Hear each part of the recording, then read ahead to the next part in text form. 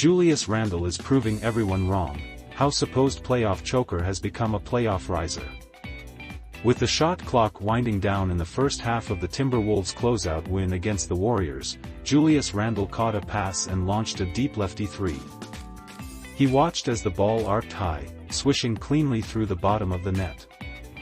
As he backpedaled and danced down the court, the broadcast zoomed into Stephen Curry, who could only shake his head in complete disbelief. Curry was all of us before this series. We thought we knew who Randle was. He was a black hole. He was a playoff choke artist. He was a downgrade from Karl-Anthony Towns, traded for solely to save the franchise money. I was saying to Julius after the game, "You got a lot of disrespect your whole career, and so do I," Rudy Gobert told reporters at the start of the playoffs. "It's an opportunity for us to write our own narrative." Randle has taken that narrative, roasted it, and sprinkled its charred remains over Minnesota's 10,000 lakes. Rather than a playoff choker, he's proven that he's a playoff riser. It hasn't been an easy year for Randle. If you know anything about him, that shouldn't come as a surprise. The former No. 7 pick of the 2014 draft was mostly a disappointment for the Lakers, who didn't make much of an effort to sign him after his rookie deal was done. He moved on to play a year in New Orleans on a modest $9 million salary. Then came his career turnaround with the Knicks. How many players win the Most Improved Player award 7 seasons into their career, at the age of 26? Randle is the oldest to win it since Goran Dragic did it at age 27 in 2014.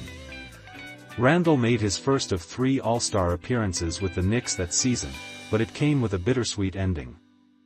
He was awful in his career playoff debut, shooting sub-30% during the team's first-round exit.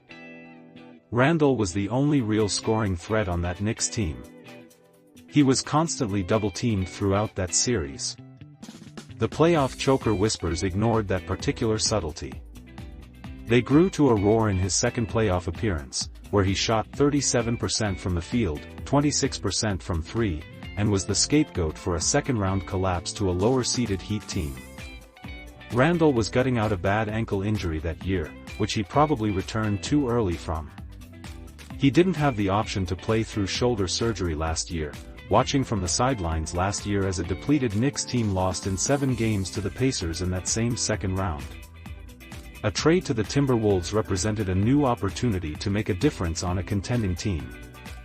"My wife was actually saying it could be a lot worse," Randle joked during his introductory press conference. He was about to learn that painful truth yet again. At the start of December, the Wolves found themselves below 500 and in 11th place in the West. It was a startling drop for a team coming off a conference finals appearance. Randle wasn't playing that poorly, but the new guy was an easy target yet again. Everyone took aim, from teammates to opponents. The Wolves opened their season with a nationally televised game against the Lakers. Los Angeles controlled the game in the win, and it was due to targeting Randle over and over again on defense. The attacks didn't let up even after the final buzzer. "We talked about Julius Randle, he sometimes is just standing and stuff," Rui Hachimura told Jacob Rood of SB Nation post-game. "So we got to kind of use that. I know I can be the screener. I can be in the corner to kind of attack the rim." The growing pains with Randle continued as the season wore on.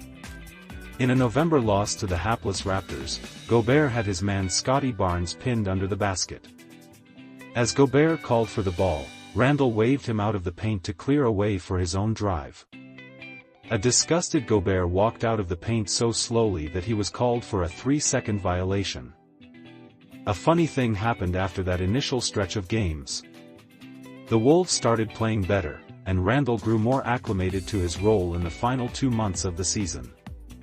Minnesota went 30-6 in their final 36 games with him, as pointed out by The Athletic's John Krasinski. Who knew that introducing 2 new rotation players in Randle and fellow trade piece Dante DiVincenzo would take some time? Randle even started playing both ends of the floor. "You know, I've never seen Randle play defense before," Anthony Edwards joked to the Minnesota Star Tribune's Chris Hine after a 17-point win over the Warriors in December. "That's incredible, and he's right here, put the camera on him. He be guarding his off. That narrative that Randle won't play defense? Ask the Lakers about that." Once a target on J.J. Redick's game plan, Randle got the last laugh in the Wolves' first-round win over Los Angeles. He took turns on LeBron James and Luka Doncic, holding up impressively against both stars. Randle was even better in the second round against the Warriors. He bulldozed his way into 25.2 points per game. And the supposed ball hog added a team-high 7.4 assists per game. "It's really what turned our season around was his playmaking," Wolves coach Chris Finch said of Randle after Game 3 of that series. "He gives us almost another point guard out there." Steve Kerr agreed with those sentiments a few days later, after his Warriors team was put out of its misery. "I remember playing the Timberwolves earlier in the season here and it was tough fit for them, figuring out the spacing," Kerr said. "But he's taken a leap. We couldn't guard him all series." At the start of the playoffs, Randle called it one of the few times, probably really the only time in my whole career, I feel like I have a chance to really play for something. Those Knicks opportunities put him in impossible circumstances to succeed. He's getting a fair shot now, and he's bulldozing his way to where he needs to go. He told all 19,395 Wolves fans in the Target Center on Wednesday who he was with his play. In case they didn't get the message, he said it again in his on-floor post-game interview with ESPN. "Honestly, I don't really get into the narratives of having something to prove," Randle said. "I think the only thing I want to prove is I'm a winner."